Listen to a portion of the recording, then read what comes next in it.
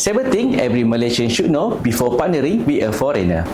Hi everyone, Azizah Malaya here. Our firm have been helping businesses in Malaysia for more than 10 years. And throughout this year, we have worked with many Malaysian entrepreneurs who partnering with a foreigner investor from all around the world. You can name it from Pakistan, Australia, Canada, Myanmar, Bangladesh, USA, United Kingdom, and many more. And before we begin, I would like to highlight that we are less than professional and we also practitioner ourselves. So everything I share today is come from my real experience working with the clients. And this video is specially dedicated to every Malaysian who is planning to partnership with the foreigner investor. So let's switch to Bahasa Malaysia. Okay, what you see right now, this is called a baju Melayu. It is a traditional Malay attire commonly worn by a Malay Muslim in Malaysia during Hari Raya celebration, Friday prayer and other special occasions. Today I'm wearing this because I want to speak as a Malaysian to fellow Malaysians. So, jom kita mulakan. Hai, Assalamualaikum dan salam sejahtera semua. Video ni memang saya buat dalam bahasa Malaysia. Siapa lagi nak jaga orang Malaysia kalau bukan orang Malaysia sendiri kan? Jadi, hari ni saya nak share sedikit dan kita pun tak tahu bila awak akan tengok video ni. Saya buat video ni sekarang ni pada Julai 2026. Mungkin awak akan tengok video ni pada 2030. Kita tak tahu.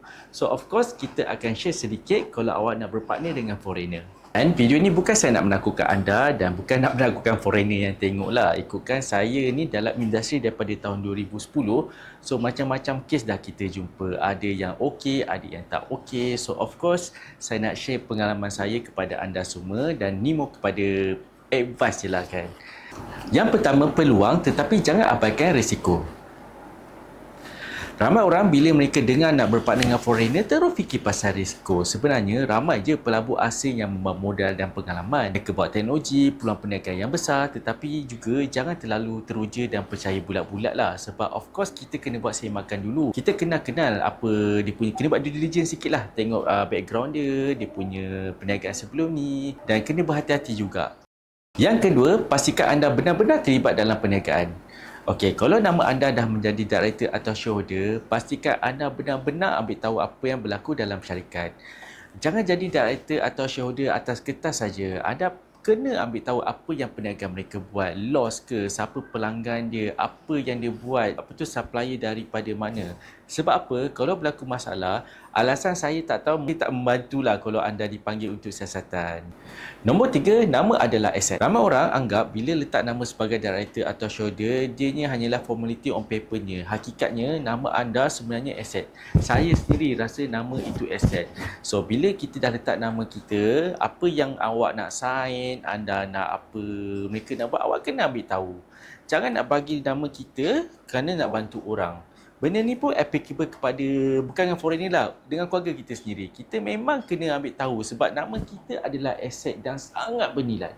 Nombor 4, hitam putih. Okey, walaupun anda dah kenal foreigner tu bertahun-tahun, tetap kena ada perjanjian bertulis. Tak kisahlah, ini pun tak semestinya applicable kepada nak berpartner dengan foreigner. Dengan Malaysia pun kena ada.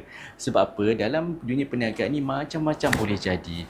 So, jangan bergantung kepada janji mulut je. Ikutkan anda kena clear apa entry point dia, exit point macam mana, keuntungan bulanan macam mana. So, benda ni memang kena clear daripada awal.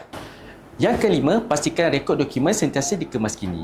Okey, yang ini yang ramai tak tahu dan terlepas pandang. Anda kena tahu bila seseorang individu menukar pasport dia, kena tahu kalau kita tukar pasport, nombor pasport tu memang akan bertukar. So, kalau anda nak berpartner dengan foreigner, kalau saya sendiri, saya akan nak copy pasport dia dan alamat dia dekat negara asalnya. Sebab apa? Kalau lah satu hari mereka hilang, so kita ada rekod untuk kontak mereka. So benda ini sangat membantu bila diperlukan. Yang keenam, win-win.